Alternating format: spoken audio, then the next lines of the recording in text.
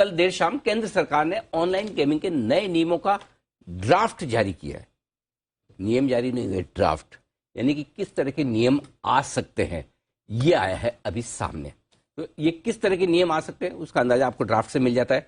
तो पहले समझ लें ड्राफ्ट में क्या क्या कहा गया है, जरा कुशल से समझ लिया जाए। कुशल हमारे साथ हैं।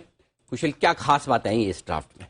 बिल्कुल सर, खास बात आई है और क्लैरिटी आ गई है। सबसे बड़ी बात ये है कि तो ये जो ड्राफ्ट नोटिफिकेशन इन्होंने जारी किया है पब्लिक कंसल्टेशन के लिए, इसकी वजह से जितनी भी ऑनलाइन गेमिंग कंपनियां हैं उनके लिए काफी पॉजिटिव खबरियां आती हुई दिख रही है, क्योंकि राज्य स्तरों पर अलग अलग जो रेगुलेशंस थी उस पर अब एक फाइनल क्लैरिटी आने की संभावना नजर आ रही है।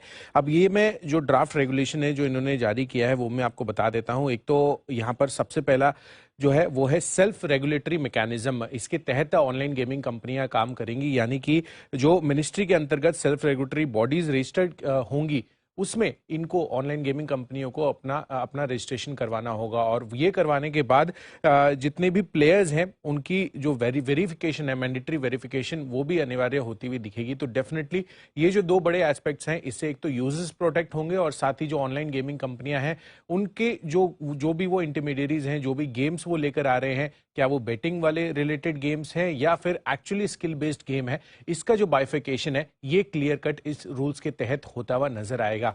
डेफिनेटली यहां पर यह भी चीज आपको देखनी है कि जिस तरह से अगले महीने तक एक्सपेक्टेशंस यही हैं कि यहां पर जो फाइनल रूल्स हैं इसके वो जारी किए जा सकते हैं, ऐसा मिनिस्ट्री ने कहा है। और अगले हफ्ते से ही अलग अलग जो गेमर्स हैं, जो स्टार्टअप है और जो पूरा के पूरे गेमिंग इकोसिस्टम में जितनी भी गेमिंग कंपनियां हैं उनके साथ इन सब जो ड्राफ्ट नोटिफिकेशन उन्होंने जारी किए हैं उनके साथ बातचीत ये शुरू कर देंगे। तो डेफिनेटली इसकी वजह से जितनी भी गेमिंग कंपनियां हैं वो ये एक पहला स्टेप मान रही हैं कि आगे चलकर ये गेमिंग कंपनियों के लिए बड़ी ग्रोथ ला सकता है, क्योंकि रूल्स जब तक क्लियर नहीं होते हैं तब तक इनके माइंड में भी ये थॉट या जो रेवेन्यू मॉडल है इन गेमिंग कंपनियों का वो निर्धारित नहीं हो सकता है। तो जैसे जैसे ये क्लैरिफिकेशन और आती जाएगी वैसे वैसे ऑनलाइन गेमिंग कंपनियां अपनी तरफ से जो उनकी ऑफरिंग्स है उसको भी अकॉर्डिंगली लोगों के सामने लेकर आ सकती हैं। तो डेफिनेटली इस वजह से जितनी भी ऑनलाइन गेमिंग स्पेस में कंपनी है, खासकर ई स्पोर्ट्स रिलेटेड जो कंपनीज हैं जिनका बड़ा मार्केट शेयर ई स्पोर्ट्स का है,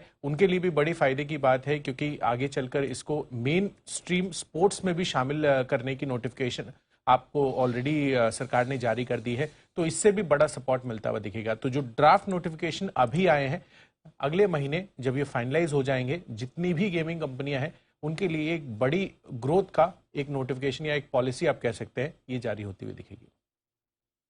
तो पॉलिसी क्लैरिटी आ जाएगी। करेक्ट। ये सरकार की तरफ से कब तक आने की बात की जा रही है? नेक्स्ट मंथ अर्ली फेब तक आ जानी चाहिए। तो चलिए इन काउंटर्स पर रखिए नजर। ऑन मोबाइल ऑफ कोर्स आपको आज बड़ी बड़ी मूव दिखा रहा है, बट अच्छा है, इंडस्ट्री के लिए क्लैरिटी आ जाएगी सर। क्लैरिटी आना ये ज्यादा मेरे ख्याल से बढ़िया बात है, और इसी वजह से स्टॉक्स में एक्शन भी आपको दिख भी रहा है कि जो कुछ भी ड्राफ्ट गाइडलाइंस में आए वो कुछ खराब नहीं है एक्चुअली।